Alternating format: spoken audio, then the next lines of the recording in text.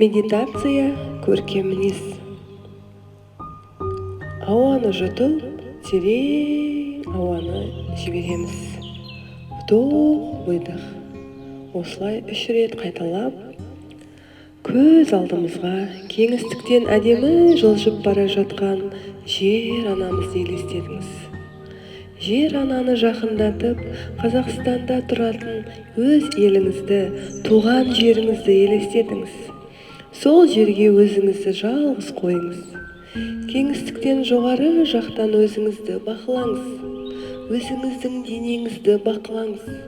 Сүріп жүрген өміріңізді, таңертең таң атып, кеш батқан күніңізді бәрін бақылаңыз. Айналаңыздағы адамдарды, қарбаласқан күніңізді, қуанған күндеріңізді, жылаған күндеріңізді өзіңізге қараңыз. Өзіңізді аяңыз, жақсы көріңіз.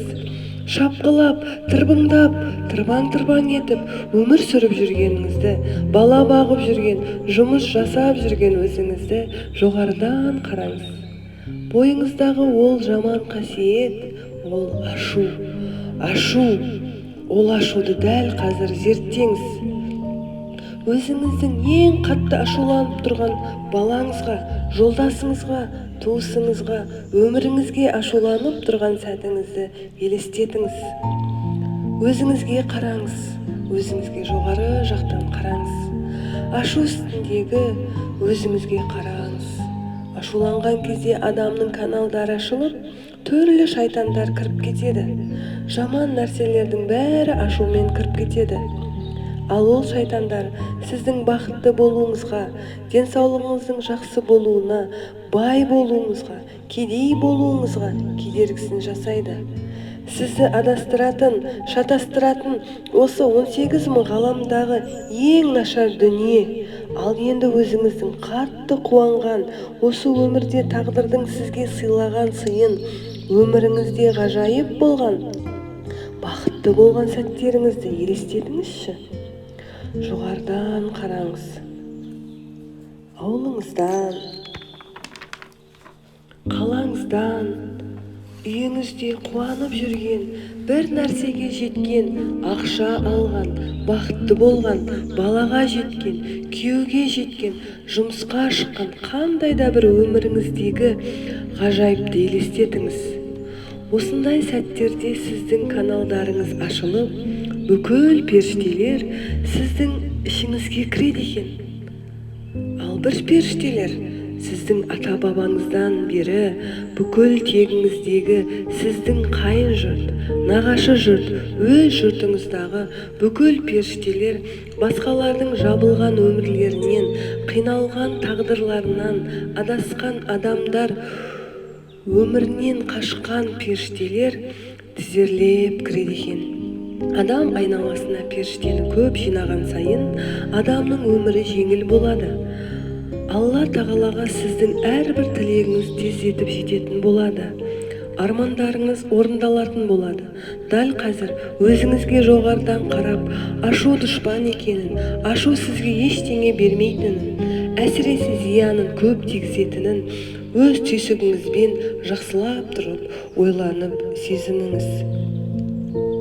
Түсініңіз, бұдан кейін шайтандарды жаныңызға жолатпауға, тек қана періштелерге ашық болуға, өмірге ғашық болуға, жарық болуға, Алланың сүйген құлы болуға, өзіңізге уәде беріңіз. Уәде беріңіз. Сіздің ең бірінші дұшпаныңыз ашу.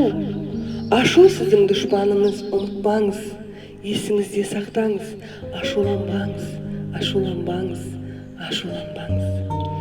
Осы сөзді өзіңіздің жүрегіңізге жазып алыңыз. Әрдайым балаға ашуланатын кезіңізде 3 рет ішіңізден ашуланба деп 3 рет айтыңыз. Ашу дұшпан деп айтыңыз. Ал ғажап сәттерден, қуанған сәттеріңізден, бақытты болып шаттанған сәттерде, балаларыңызбен бірге күліп отырған сәттерде, жұбайыңыздың жанында қуанып отырған кезде, армандап отырған кезде, сан періштелер сіздің жүрегіңізден, сіздің 7 чакраңыздан кіріп жатқанын ұмытпаңыз. ұмытпаңыз. Жұбайыңыздың алақанына алақаныңызды қойып, тілек тілеп отырған кезде, қуанып отырған кезде, сіз жұмыс істеп жатсаңыз да, шай ішіп отырсаңыз да, жүрегіңізде шаттық болған кезде, сіздің бүкіл ата тектегі періштелер сізге қарай ұмтылады екен. Әр адамның екі иығында екі періштесі болады. Мас адамның арақ құмар, нашақор, өзін өлтірген, баскесер, ұры, жаман мінезді адамдардан періштелер қашады екен. Сол періштелер өзінің тегіндегі ашық жүректі, кең жүректі, жоғары қуат көздерімен өмір сүретін ақ ниетті, ақ көңіл адамдарға кіреді. Сол адамдар байды, сол адамдардың жолы болғыш. Сіз сондай адамдардың ұрпағысыз. Бүгіннен бастап мінезіңізді жұмсартуға, ашуды алып тастап, ақыл қосуға, ақ ниетті, пәк көңілді, таза жүрек адам болуға тырысыңыз. Жүрегіңізді ашыңыз, періштелерге ашыңыз. Әсіресе періштелер базарда, адамдар көп шоғырланған жерлерде адамдарды іздеп жүреді екен. Шаттанған адамдарға, жақсылық жасаған, садақа берген адамдарды көп қуантқан адамдардың жүректері ашылады екен. Сол кезде періштелерге шайтандар да адамдар осы көп шоғырланған жерлерде, ауруханаларда, базарларда, сол жерлерде көп ашулансаңыз, адамдармен ұрыссаңыз, жыласаңыз, қиналсаңыз, сіздің жүрегіңізде жылайды екен. Сіздің жүрегіңізде жылап тұрады екен. Тек қана үйде жылаңыз, жылағаныңызды көрсетпеңіз. Сіз жұбатушысыз. Соны ұмытпаңыз. Бүгіннен бастап сіз жұбатушысыз. Керісінше сіз айналаңыздағы жылаған адамдарды сізге келіп жұбанатын болады. Күш сізде, сіз таңдаулысыз. Бүкіл ата текте сізді таңдап осында алып келеді. Бүгіннен бастап жұбатыңыз, бүкіл адамдарды жұбатыңыз. Сіз жұбатқан сайын сіздің періштелеріңіз, сіздің энергияңыз күшейе бастайды. Сіз ерекше қасиетті адам боласыз. Сіздің болашағыңыз керемет. Бақытты боласыз. Балаларыңыздың жолын ашатын боласыз. Әрбір тілеген тілегіңіз қабыл болады. Дәл қазір өзіңіздің екі аяғыңызбен нық тұрып, жер анадай жалғыз тұрған, Қазақстандай жалғыз тұрған болып елестетіңіз.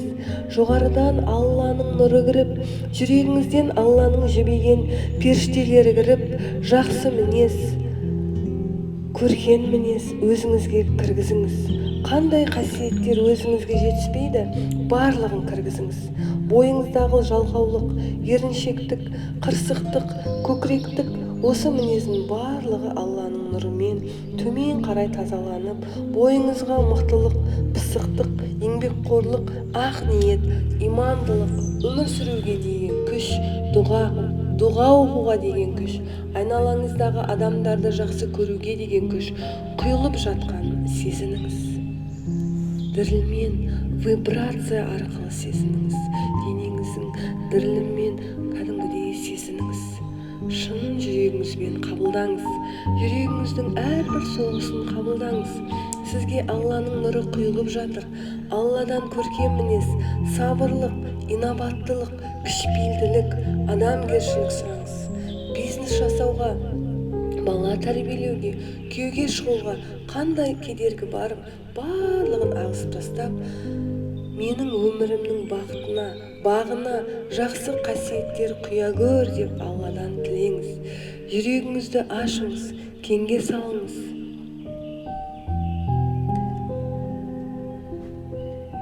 Туыңыз биіктесін, биік болыңыз, адам болыңыз.